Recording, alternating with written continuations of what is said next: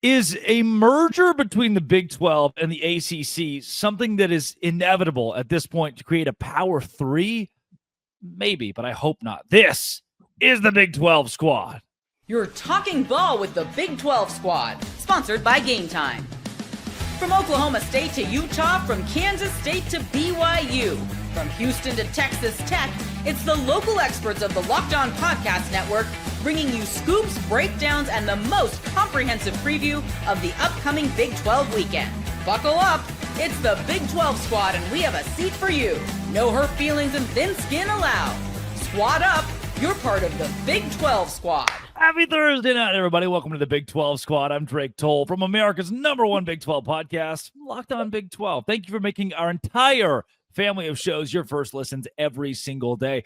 You really start to learn how many guys in our squad are teaching and coaching. It is finally summer break. So many of them on vacation this week, tapped out, locked out. I think they'll join us throughout the show, though. We have Jake Hatch of Locked On BYU Cougars, Cody Stovall of Locked On Oklahoma State. Both of those guys covering all things Cougars and Cowboys. If you hit subscribe, we get to keep our jobs. Where we will start is a topic I hit pretty hard earlier this week.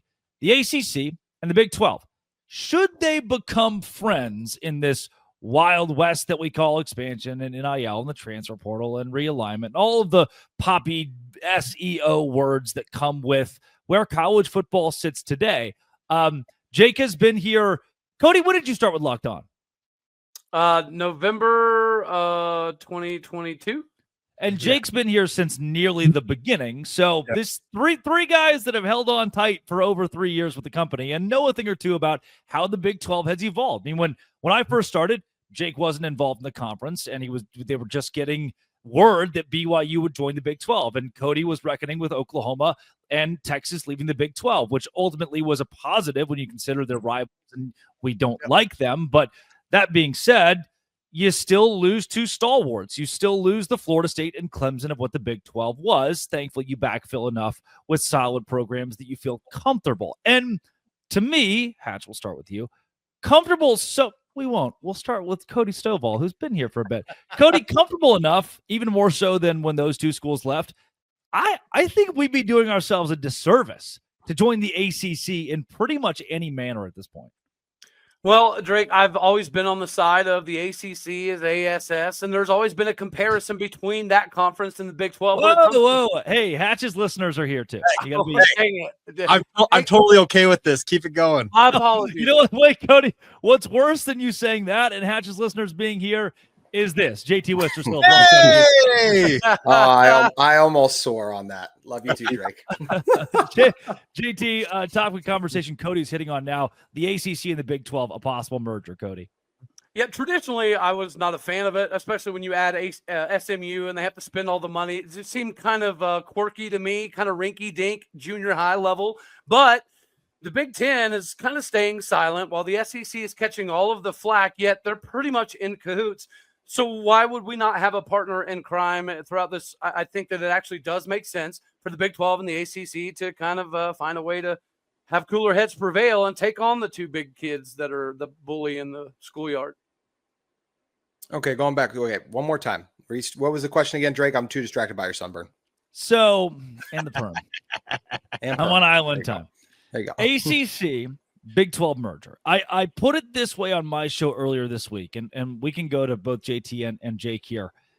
If I knew that in 4 years, Apple was going to get rid of the iPhone, I wouldn't buy stock in Apple today. If I knew in 4 years that they still had the Apple Watch, they still had AirPods, they still had AirTags, but they didn't have the iPhone, I would not today want to partner with them. It would not be an advantageous business decision for me. Understanding it's very likely Clemson and Florida State, the iPhone of the ACC, will not be in the league in 2030 due to the buyout decreasing.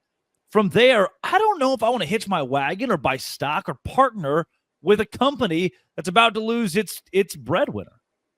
Well, yeah. I'll just say this real quick, Drake. On that point, here's the deal. I would be telling the ACC, hey, we'll take on some of y'all when this does go down and you have your big dogs leave. But the Big 12 should not be looking to merge with the ACC in any way, shape, or form right now. Let things play out over the next 3, 4, 5 years and then see what you can do. But yeah, a merger at this juncture seems foolhardy at best. The ACC and the Big 12 should pair up. They should not schedule any SEC teams in their non-conference games. They should simply say the whole point you guys try to make. And Greg Sankey last week. I mean, how ridiculous was that pamphlet that he tried to put out there and everything about saying this is the toughest conference and yada, yada, yada. And all he's trying to do is just cover the butts of his own conference. And I think it just really sucks that he seems to be trying to do everything possible to take it off the field.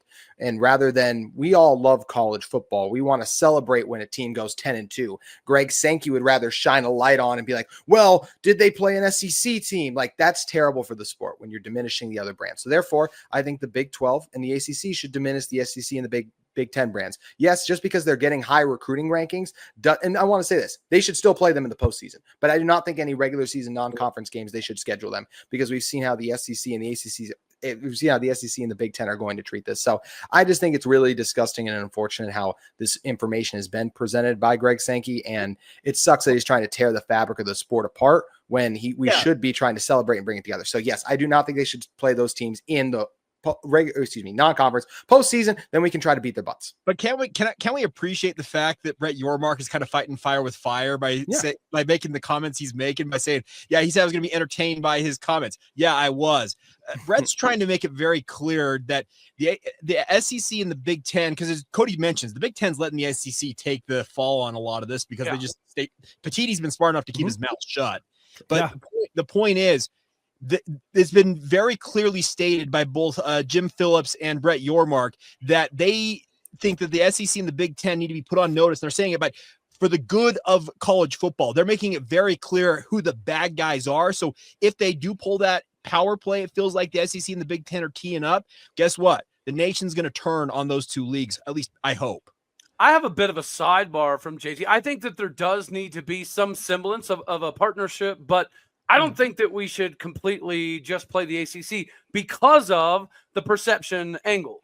In order to take down the SEC, in my opinion, you have to beat them. Now, we couldn't do that in the playoff, so we need to take as many opportunities as we can during the season to beat them. I think the other side of the equation, we should be scheduling nothing but the Big 10 and the SEC while having some semblance of a partnership with the ACC. You're not going to be able to take them down any pegs if you're not willing to take them on. Can I where I'd push back on the partnership word, take into consideration the optic of pairing with the ACC. I don't want to pair with the Pac-12. I don't want to pair with the sinking ship. If you are an employer, I'm an elementary school teacher, and Casey Anthony applies for my elementary school. Like, whoa, that name's on my desk. And you think, legally, she was ruled innocent criminally. So I don't. Drake at Georgia, she might be Teacher of the Year candidate. Right. You really have to, you don't know how that goes. So you start to think like, well, by association, I have now brought my institution down. I have now brought my entity down. By association, I think the Big 12, had they hitched to the Pac-12, would have brought the brand down. And that's why I don't want to be associated with the ACC. The second you associate with something that, because again, this is why I use like a Casey Anthony situation. We as the Big 12 lost our big dogs. If they lose their big dogs, it doesn't mean they're any different than us. Like they're going through something similar than what we faced a few years ago. It's just a matter of, man, do we trust them to handle it the way that we did? Because we went out and found the BYUs of the world. They're going to have to settle for USF and the Utahs. That's the problem, Drake, is they can't backfill to the same level the Big 12 did. The Big 12 scooped up everybody that you'd like to backfill with. And I know that backfill can seem like a negative connotation, but the Big 12 did upgrade in terms of all the additions. The 8 newcomers they've added in the past couple of years, all have been upgrades. And teams that if the ACC were to lose their big dogs, they'd like any one of those 8 schools to join them. And simply put, they're going to be looking and saying, we want to take on Stanford, Cal, like the options get real thin real quick. Yeah, I agree. Coming up, this one is really fun for me, and Hatchie hit on it there a bit. Brett Yormark is he's had it. He politicked a little bit here, but he was pretty clear with the SEC that he's never going to agree and completely lay down. This is the Big 12 Squad. Today's show is brought to you by FanDuel. FanDuel is the perfect spot while the Thunder, it's like right now, okay, it is right now. Thunder and Pacers in the NBA championship. Even if you're watching this later, FanDuel is a great spot for you to bet on the second game of the series. Or if you're watching it right now, live during the first game of the series, because FanDuel makes it super easy to build live same game parlays, the biggest moments, and you can track teams and their trends. SGA, one of the best players in the country. Put money on him live. What would it look like to combine live prop bets mid-game based on how the action unfolds? It would look like much better odds in your favor, at least for me, there have been. How could a $200 bonus in bonus bets add to the excitement? If your first $5 bet hits, it can make your entire experience with just sports wagering in general better. FanDuel.com. Place your first $5 bet. If it wins, get $200 in bonus bets. Make every moment more with FanDuel, the official sports betting partner of the NBA. Again, FanDuel.com. Place your first $5 bet. If it wins, you get $200 in bonus bets. That is with FanDuel. Brett Yormark this week, fantastic. The close of the spring meetings, the Big 12, he sits in front of the media, and we heard from a lot of schools I'd like to get to later on in the show. The remarks we heard from BYU and their officials with the Jake Retzlaff situation, and I think from their lack of communication, you get a lot of communication. Kind of the quiet part speaks loudly in situations like this. But the biggest storyline that came out of this last week was Brett Yormark saying to the SEC, I'm not going to bow down. Like, I'll work with you guys, and I'm also not an idiot. I understand seeding 1 through 12 based on how good these teams are is ultimately good for college football. Boise State shouldn't get a bye, so I get it. I'm with you there. I'm not going to be stupid. That said, I'm not just gonna bow to the SEC and the Big Ten and give up.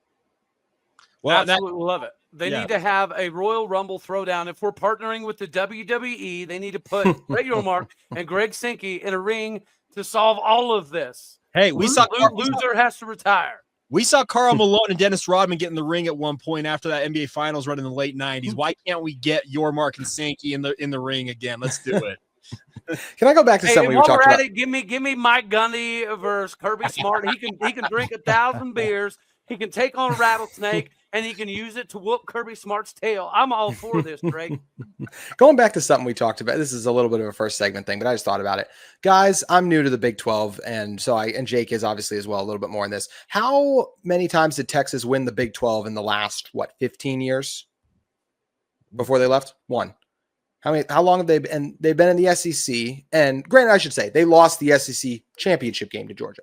They made it right away. So you're telling me a team that for so long struggled in the Big 12 and all of a sudden jumped over to the SEC and then rose to the top, and you just want to convince and tell me that this gap, and I know Texas is the NIL obviously aids Texas, but I could also make that point about Texas Tech, I feel like right now, and what they have a chance to become. I feel like the whole point is the separation, the gap is so big, but yet for years I saw Texas struggle in the Big 12, and even if they were trending in the direction of becoming a really good team, just like any team, they're going to have their lumps, and they would have gone through those same thing in the Big 12 too. Oh, if ASU had beaten Texas last year, it would have been longer offseason than the SEC, who already does a miraculous job sweeping under the rug how bad Tennessee looked up at Ohio State too. I think the biggest story from week one was how hard it was to win on the road against a really dang good team, and not as much as they tried to make it about these non-SEC teams just struggled when their own did too. Well, that's the thing about it is they're trying to reconcile the fact that the Big Ten essentially has got past them, especially in the case of Michigan and Ohio State. They can't handle the fact that the Big Ten has stolen the last 2 national championships from the big bad SEC. But to your point, JT, a program like Texas that struggled for so many years to find its way to the top of the Big 12, you mentioned they climbed right to the top of the SEC or darn near the top. I'm interested to see how the SEC responds this year, if it's going to be more of the same, or if they'll back up all the strong words from Sankey and company with all their saber rattling. We'll see. I'm very interested to see how it plays out on the field. And I know bowl games don't mean what they... That was good enough to get a big screen, even though You talked about a couple points that UT fans are going to be sad about. One of those being all the aides they have going around to help them out.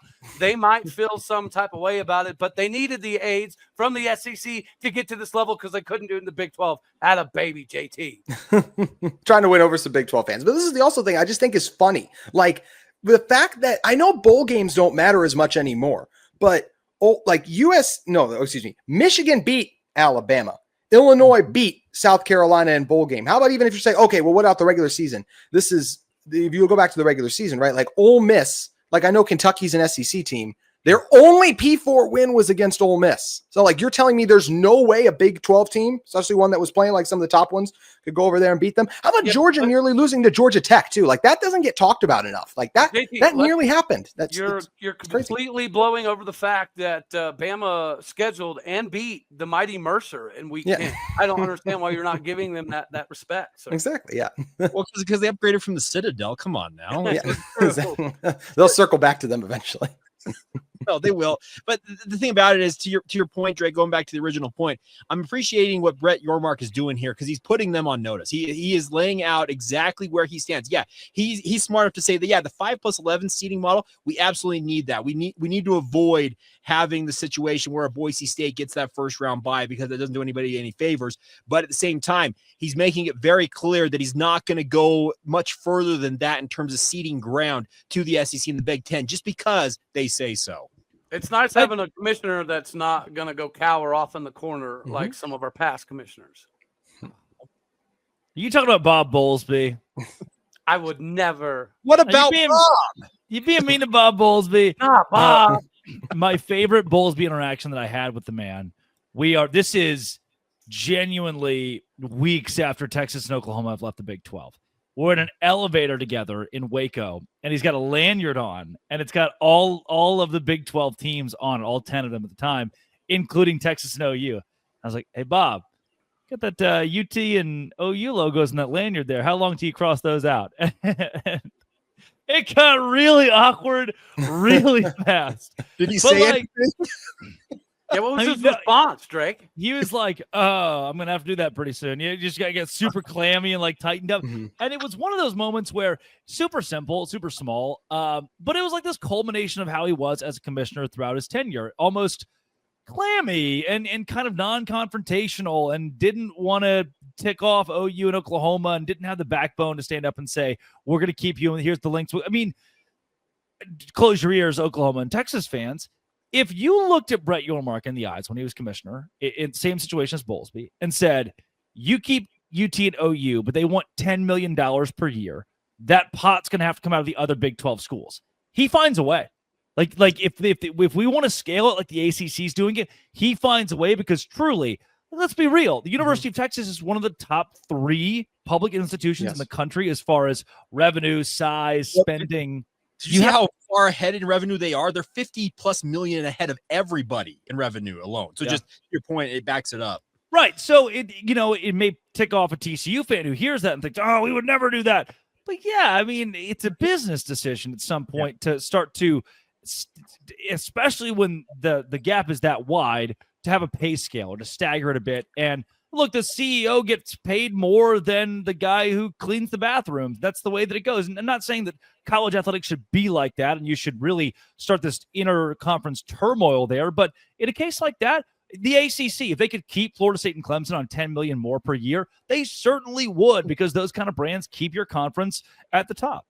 Well, and I will say, just in a little bit of defense of Bob, though, things have changed so much. Like that idea that you just brought up would have been something that was insane around the time. Did Texas and Oklahoma announce their intent to leave when Bowlesby was still the commissioner? Just to remember. Oh, yes. Yeah, we're sure. Okay. That's all. The only thing I just wanted to clear up, because I know it's obviously been a couple years, and I know Brett has been here now too, but I don't know, guys. I don't know if Brett would have been able to keep Texas and Oklahoma if he was the commissioner. I think those two programs seemed like they were just determined to get to the SEC.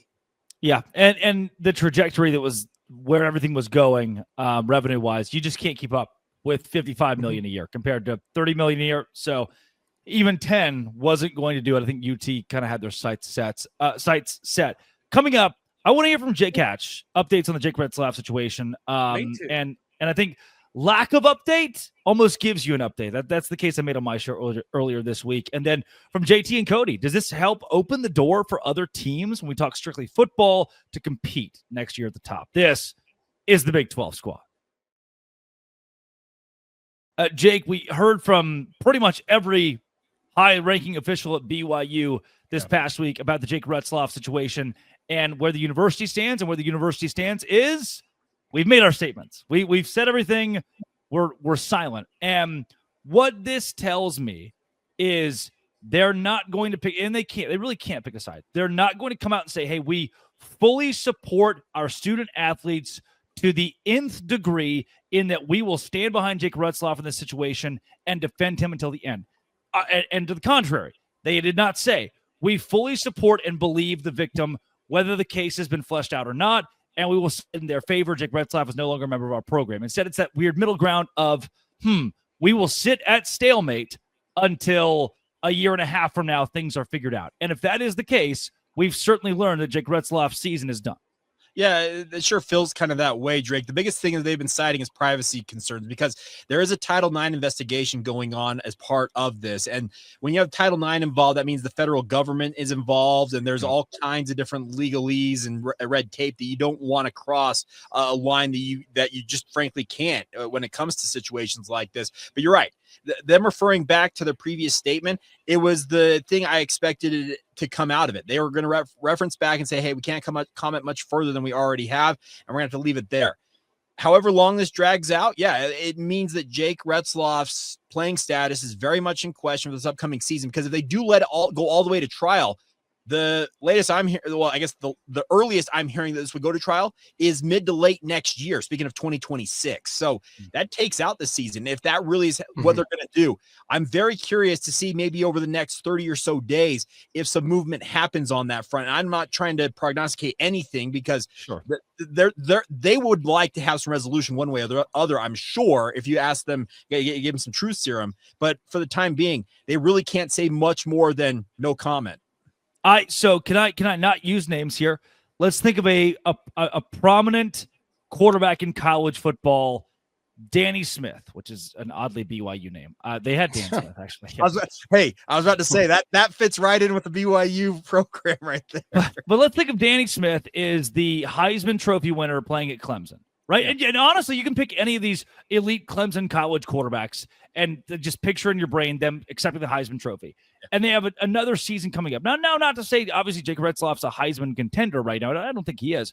But if that guy, the week after winning the Heisman Trophy, expected to come back for his senior year, junior year, whatever, is accused of something, I find it very hard to believe it's not in every headline ESPN covers every day, right? Quarterback at Tennessee, quarterback at Ohio State, quarterback at Texas. This is the headline every single day, and we figure out some sort of answer or resolution in far less time the more high profile it gets. I struggle to believe, again, fill your brain with any major quarterback who's won the Heisman the last 10 years, and then tell me we would wait a year and a half post Heisman Trophy, post high profile, post that to figure out what their status is. I do not know if I believe that. And that's why I say the next 30 days are critical on that front, because that takes you to right around Big 12 Media Day time, when obviously the national media will be asking Kalani Sitake, Brian Santiago, all the brain trust from BYU about that on the record down there in Frisco. And that's why I think these next 30 days will be very curious to see if there is any movement on that front, because it might be the most critical 30 days, unless, as you mentioned, they're really intent on waiting this out. But it doesn't feel like that is in anybody's best interest to let it play out as long as it might. Yeah, Cody, JT, again, we're dealing with obviously a very tough subject and a very fragile topic. So I want to clarify again, this is the Big 12 squad. This is not a true crime podcast. There are those who will cover this from a line-by-line case study. For us, it's the implications, and while our thoughts are with the alleged victims, our thoughts are with Jake Retzlaff, all involved. Our role as sports podcast hosts is to talk about the ramifications on the BYU football program and the bigger picture with the Big 12. Do you think this opens the door at the top for more teams to possibly compete and give you an opportunity to maybe create even more parity or chaos at that level of the Big 12? Theoretically, of course, it does add more instability to the top of the league, especially in a conference that appears to be pretty quarterback driven. But broad stroke, I would say no, because it is still BYU. Even when BYU isn't the cream of the crop, they still produce guys like Taysom Hill and Zach Wilson and that Darren Hall dude. And then they have Jake Retzlaff, essentially came out of nowhere. Now, in a quarterback-driven league in the NIL era, you want to have a cornerstone that, if you want to recruit to this quarterback, it is going to help you in the transfer portal and in the high school realm. So you want to have that. But I feel like Kalani Sitake hasn't been overly competitive in the portal because he's really understanding of what he has. Is Retzlaff going to be lost? Absolutely. Yeah. But I think if anybody in the conference has proven over time that they probably have somebody waiting to go, it's probably BYU. Well, and Cody, to your point, the thing you talk about BYU in the portal, Kalani's whole thing is BYU's got money. There's no doubt about that. They got money for NIL. That's just very clear. But the one thing Kalani's been very clear about is, we're competitive in NIL, but if you're coming here just for a paycheck, this is not a university for you. It stands for more than just paying guys to come play football because it's a faith-based institution. It's got a bigger purpose in the grand scheme of things in their eyes, and he's going to meld those two things. They'll be very competitive in NIL, and JT knows this as well as anybody. BYU took two of Utah's guys they would have liked to have had, and money was a big part of it, but more importantly than that, they wanted to be part of something they felt like was more than just collecting a fat NIL check.